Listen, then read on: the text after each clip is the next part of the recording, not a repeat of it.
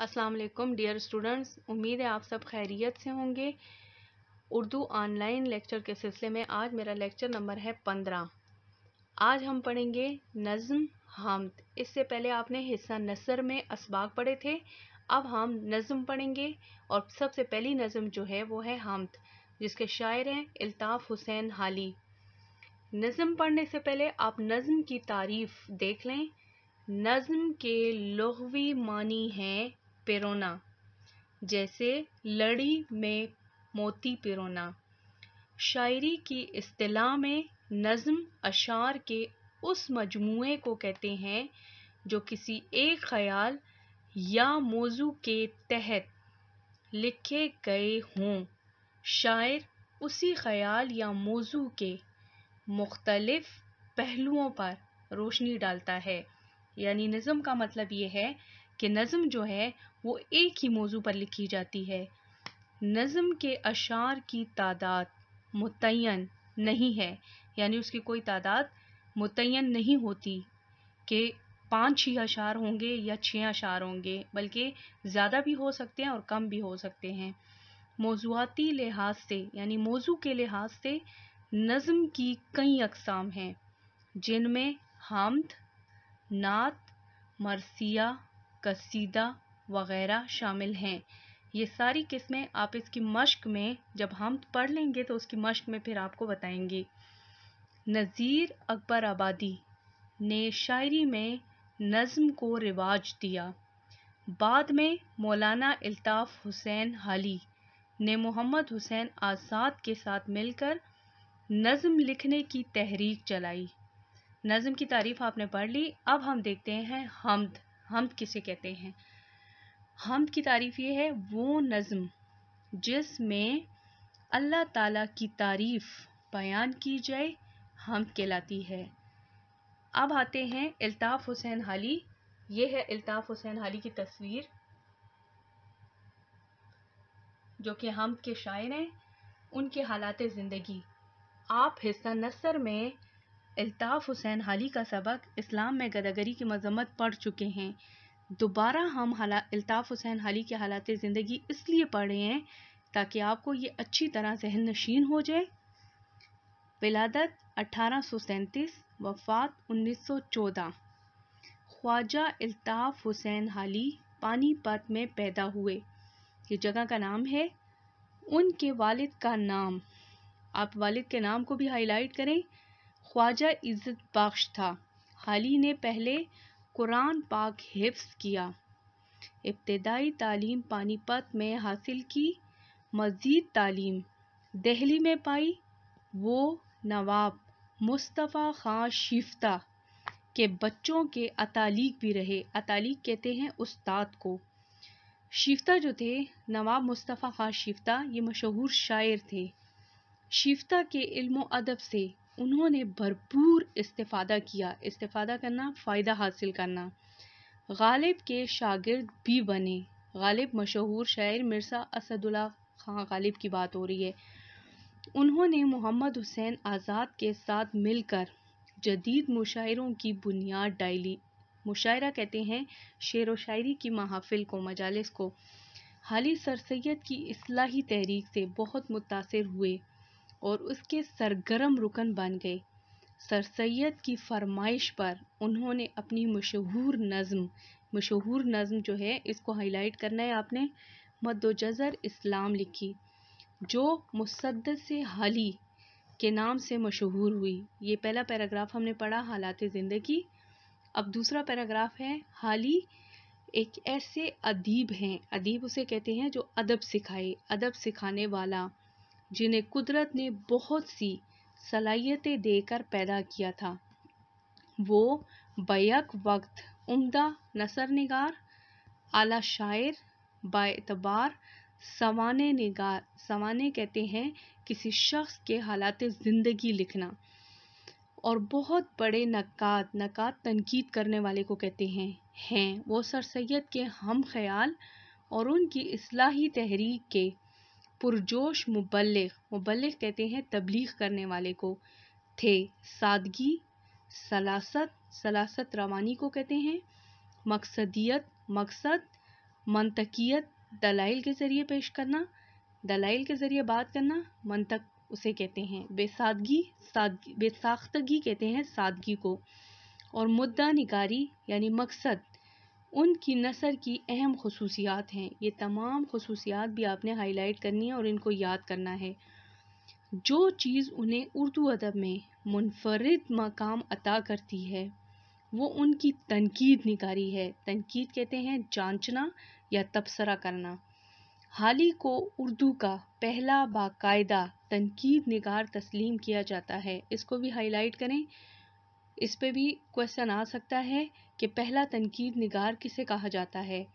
انہوں نے تنقید کو ذاتی پسند و ناپسند کے جال سے نکالا اور اپنی تصنیف، اپنی کتاب مقدمہ شعر و شاعری میں تنقید کے ایسے اصول مقرر کیے۔ اس کو ہائی لائٹ کریں کہ ان کی کون سی تصنیف تھی جو تنقید کے بارے میں لکھی گئی تھی یا تنقید جس میں کی گئی تھی، جو آج بھی اردو ادب میں سنگ میل کہتے ہیں نشان راہ کی حیثیت رکھتی ہے۔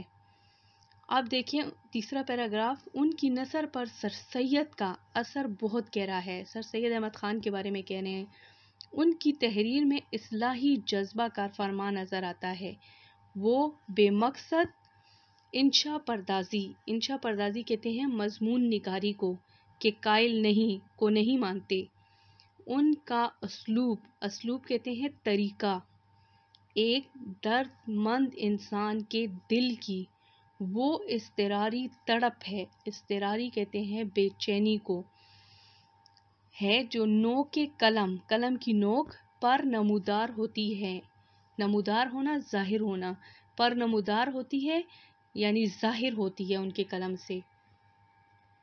ان کی نثر رواں اور سلیس ہے۔ الطاف حسین حالی کے بارے میں بات ہو رہی ہے۔ الطاف حسین حالی کی نثر رواں اور سلیس کہتے ہیں آسان۔ ان کا اسلوب بے ساختہ سادہ اور بے تکلف کہتے ہیں بناوٹ کے بغیر ہے۔ وہ فطری انداز میں دل کی بات لکھتے چلے جاتے ہیں۔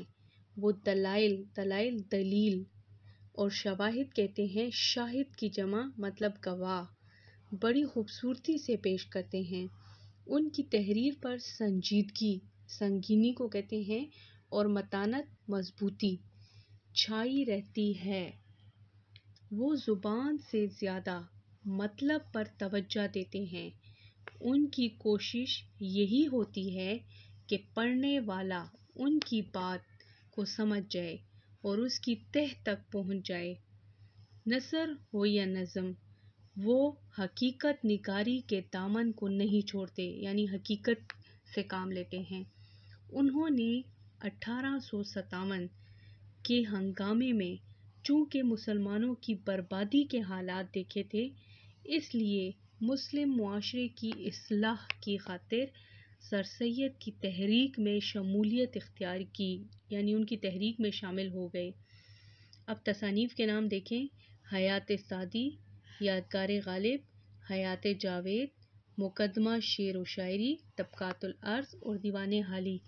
ان کی ایسی یادگار تصانیف ہیں، تصنیف کی جمع، جو انہیں شہرت دائمی شہرت کو کہتے ہیں سے متصف رکھے گی۔ متصف مطلب تعریف کیا گیا یا موصوف، یعنی اس سے وہ جانے جائیں گے، ہمیشہ یاد رکھی جائے گی۔ اب جو ہے ان کی نظم دیکھتے ہیں۔ حمد اپنی کتاب کے صفحہ نمبر 100 پہ دیکھیں۔ حمد الطاف حسین حالی نے لکھی ہے۔ الطاف حسین حالی کی تصویر ذرا ایک دفعہ پھر دیکھ لیں۔ یہ ہے الطاف حسین حالی۔ اب ہم ان کی حمد پڑھیں گے۔ نثر اور نظم کو پڑھنے کا طریقہ جو ہے وہ مختلف ہے۔ نثر کے اسباق جس طرح پڑھے وہ بھی آپ نے دیکھا۔ اب حمد کیسے پڑھیں گے؟ قبضہ ہو دلوں پر کیا اور اس سے سوا تیرا، ایک بندہ نافرماں ہے حمد سرا تیرا۔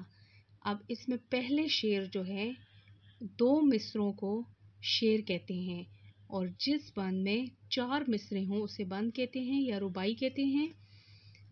3 مصروں والے بند کو کہتے ہیں مثلث۔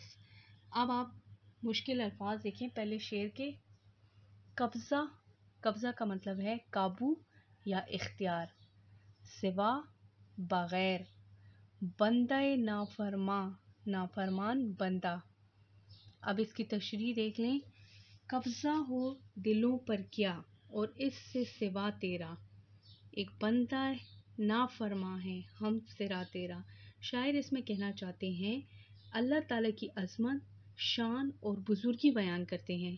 جیسے کہ شروع میں نے کہا تھا کہ ہم اس نظم کو کہتے ہیں جس میں اللہ تعالیٰ کی تعریف بیان کی جائے، تو اس میں شاعر اللہ تعالیٰ کی تعریف بیان کرتے ہوئے کہتے ہیں کہ اے اللہ، تو نے انسان کو اشرف المخلوقات کا درجہ دے کر دنیا میں بھیجا، تو ہر انسان کے دل میں موجود ہے، سب کے دلوں پر قابض ہے، قبضہ سب کے دلوں پر قابض ہے، تو ہر چیز تیرے ہی اختیار میں ہے، تمام لوگوں کی قلب کی جمع تیرے ہی قبضہ قدرت میں ہے۔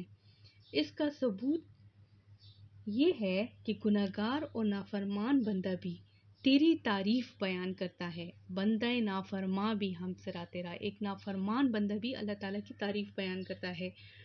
شاعر کہنا چاہتا ہے کہ صرف پارسا اور پاک باز لوگ ہی اللہ کی تعریف نہیں کرتے، بلکہ گناہگار لوگ بھی اللہ کی تعریف کرتے ہیں۔